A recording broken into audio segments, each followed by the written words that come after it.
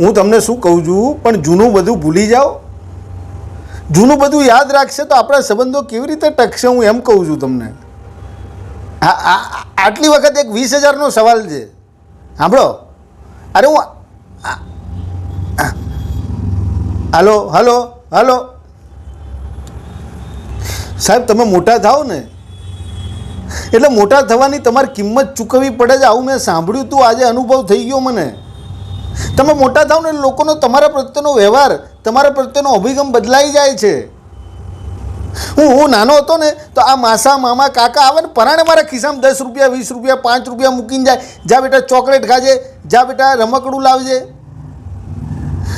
અને એ આજે એ જ લોકો છે ને. આજે હું છું, હું મોટો થઈ ગયો તો હવે આ 20,000 રૂપિયા માટે મને ના પાડી દીધી. બોલો, હવે પહેલાંનું યાદ કરે છે.